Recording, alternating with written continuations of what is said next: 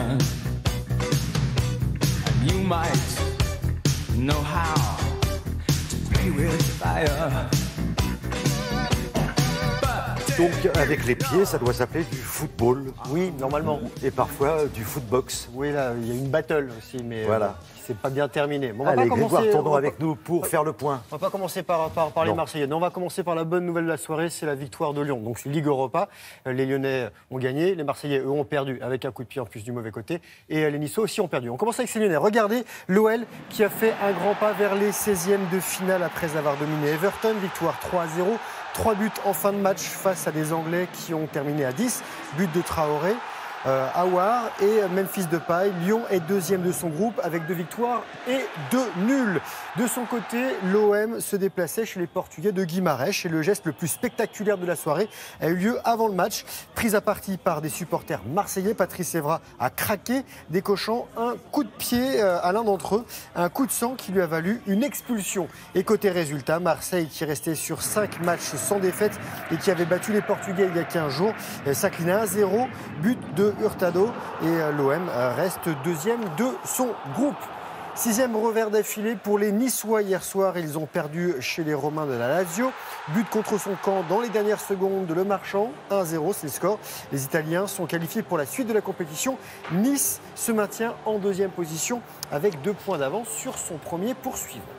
Allez, on parle tennis à présent. Avec le Masters 1000 à Paris et un Français en quart de finale, c'est Julien Benneteau qui est sur un petit nuage. Explication tout de suite parce que ce garçon en fait a été invité par les organisateurs du tournoi. Ils lui ont fait un cadeau parce qu'il a dit que c'était son dernier Paris Masters parce qu'il a 35 ans. Il est 83e mondial. Il prendra certainement sa retraite la saison suivante. Il a honoré cette invitation. Il a éliminé le Belge David Goffin qui est 10e du classement, 6-3, 6-3. Il s'offre donc son premier quart de finale. Ici, il sera opposé au Croate Silic qui est 5e mondial. Fin de parcours en revanche pour Lucas Pouille, 18e, dominé 7-6, 6-3 par l'Américain Sock, 22e au prochain tour.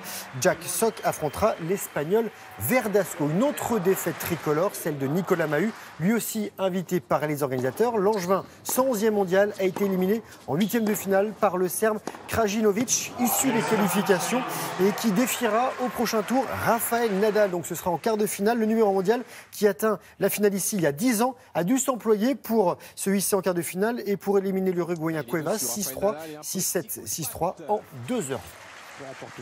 Handball à présent. Et Paris qui domine le championnat, Paris qui continue de gagner et ça se passe, regardez, sur le terrain des Parisiens avec une 7e victoire en 7 journées de championnat. Paris triple champion de France en titre qui a battu Dunkerque 32-29.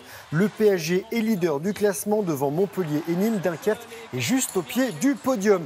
Rugby Pro D2 avec Montauban en vert qui domine Bayonne et reprend la 2e place en ouverture de la 11e journée. Les Montalbanais gagnent 25 à 20, 3 essais à 2, doublé de Lillo et Montauban est 2e en attendant donc la suite des rencontres. Grenoble est leader, Colomiers 3e, Bayonne est 11e. Et l'événement de ce week-end, c'est le départ dimanche de la Transat Jacques Vabre, 13e édition. Le Havre en Seine-Maritime, direction Salvador de Bahia au Brésil, 4350 000, 8000 km. C'est la plus longue course transatlantique. Elle se court en double sans assistance, 38 bateaux. Des bateaux de types différents. Il y a des monocoques, des classes 40 et IMOCA, des multicoques, des multi-50 et des ultimes. Et demain matin, dans Télématin, nous serons sur un ultime. Et même l'ultime de l'ultime parce que c'est un bateau qui vole, Gitana 17. C'est le dernier qui vient de sortir des chantiers. Et si vous voulez voir ces bateaux, ils sont à quai jusqu'à dimanche matin. Ensuite, ils prendront la mer et le départ est à 13h30. Donc vous avez eu la chance, puisque vous serez là demain et nous aussi, à partir de 7h. Donc vous étiez sur le bateau de Sébastien Josse. Sébastien Josse. Ah oui, magique. Un bateau qui vole vraiment. Il a été conçu pour voler. Voilà. Un grand bateau, 32 mètres. Allez, on va parler en kilomètres-heure. 80 km/h. 80 km/h. Et là, ils sont en train de le pousser encore plus. Voilà, départ de la Transat Jacques Vabre demain. Et dimanche, on en parle. Dimanche, on sera là demain. Dimanche, oui, pardon, oui. Et on se retrouve demain avec Grégory pour en parler. Grégoire, c'est pas grave. Oh là là, ça... Bon, on va y arriver. Hein. Ah mais c'est pas grave, ça me fait plaisir, Michel. C'est une battle. Ouais, c'est une battle. En fait, c'est ça. C'est une battle. Arrête, c'est la journée de la gentillesse. Tranquille. Attends. Allez, tranquille, tranquille.